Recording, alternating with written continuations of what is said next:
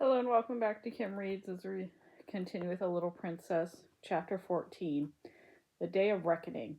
This totally unexpected development almost overwhelmed Mr. Carrisford. I have been looking for Sara for such a long time, he said when someone suggested Sara wait in the parlor. I hate to let her out of my sight. Oh, I will take care of her, Janet offered, and Mother and I will be here in a few minutes. Father sent for her to explain things to Sara. Janet led Sara into a parlor and sat beside her. We are so glad to have found you, she said, smiling at Sara to put her at ease. You don't know how glad. Minutes later, Donald wandered into the parlor. He stood with his hands in his pocket and looked at Sara. If only I had asked you what your name was when I gave you my sixpence, he said, you would have said Sara Crewe, and then you would have found in a minute. Just then Mrs. Carmichael, rushed into the room. She looked at Sara in her arms and kissed her. You look bewildered, poor girl, she said, and it's no wonder. Sara could only think of one thing. Was he, she asked with a glance toward an enclosed library door, was Mr. Carrisford the friend whose diamond ruined my father? Oh, do tell me. You must understand that Mrs. Carrisford did not really lose your father's money. He only thought he lost it. Mrs. Carmichael answered, because he was so devoted to her father. His grief made him ill for a long time. But the poor man almost died, and then began to recover. Your father was dead. And he did not know where to find me, murmured Sara, and I was so near. He believed you were at school in France, Mrs. Carmichael explained, and he was continually misled by false clues. He has looked for you everywhere. When he saw you pass his door, he did not dream you were his friend's lost daughter. But you were a needy and neglected young girl. He felt sorry for you, so he let Ram Dass climb through your attic window to try and make you more comfortable. Did Ram Dass bring me all those nice things? Sara cried. Is Mr. Carrisford the one who made my dream come true? Yes, my dear, Mrs. Carmichael said, smiling at her. He is good and kind. He was concerned for you for the sake of poor missing Sara Crewe. Just that moment, Mr. Carmichael appeared. Mrs. Carrisford is feeling better already, he told her. He'd like to see you now. Sara went into the library. She stood quietly beside Mr. Carrisford's chair. You sent all those beautiful things to me, she said gratefully. You sent them.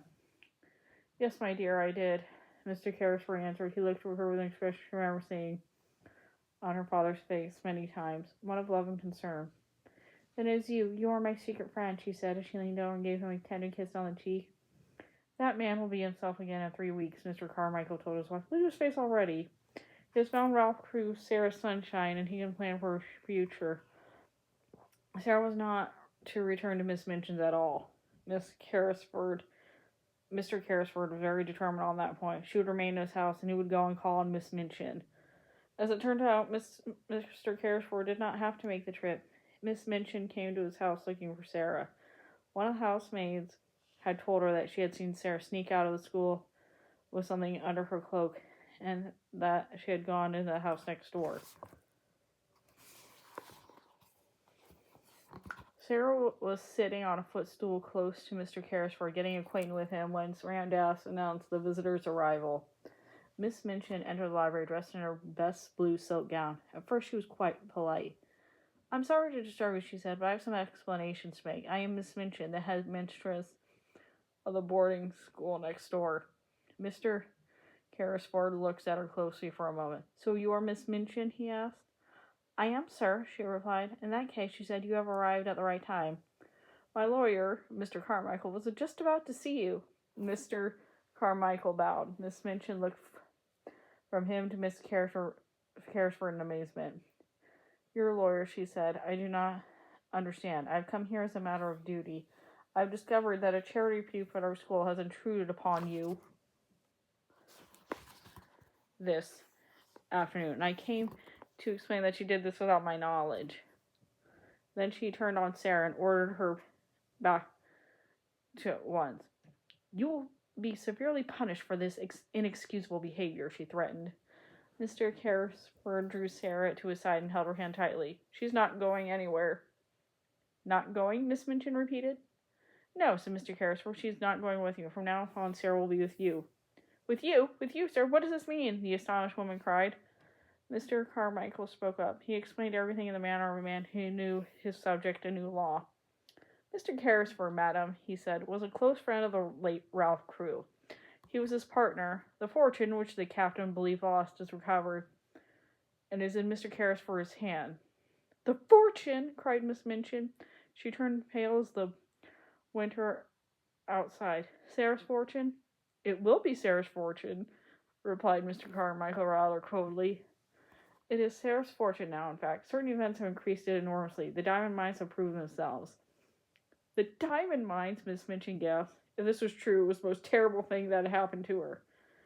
"The diamond mines," Mr. Carrisford repeated. He could not help adding, "There are not many princesses, Miss Minchin, who are richer than your little charity pupil, Sara Crewe, will be. Mr. Carrisford has been searching for her for nearly 2 years, and she will remain with him as his ward. He will be your legal guardian." He found her under my care," Miss Minchin protested. "I have done everything for her. If not for me, she would start on the street." At this point, Mr. Carrisford finally lost his temper. "As for starving in the streets," he cried, "she might have starved more comfortably there than in your school." "Captain Crewe left his daughter in my charge," Miss Minchin argued. "She must return to my school until she is of age. She must finish her education. The law will see it my way." Come, Mr. Carmichael said. "The law will do nothing of the sort. If Sarah wishes to return to you, Miss Carrisford might allow it. But that decision is Sarah's." "Then I appeal to Sarah. I have not spoiled you, perhaps," Miss Minchin said rather awkwardly, turning to her. "But your father was pleased with your progress, and I've always been fond of you." "Have you, Miss Minchin?" Sarah said. "I didn't know that." "You ought to have known," the head mistress said, turning red. "Miss Amelia and I always said you were the cleverest girl in the school. Won't you do your duty to your dear father and come home with me?" Sarah took one step toward her and then stood still. She remembered the day she had been told she belonged to nobody and was in danger of being turned in the street. She recalled the cold, hungry hours she had spent alone in the attic. She looked Miss Minchin right in the eye. "You know I will not go home with you, Miss Minchin," she said, "and you know quite well." "You will never see your friends again," Miss Minchin warned. "I will see to it that Ermengarde and Lottie never want to visit you." Mr. Carmichael spoke up. "This young lady will see anyone she wishes to see. The parents of Miss Crewe's fellow pupils are not likely to refuse her invitation to visit her at her guardian's home." Miss Minchin flinched, knowing full well that she had made some unforgivable mistakes that were coming back to haunt her. She was well aware that most parents would be delighted for their daughters to be friends with the heirs to diamond mines.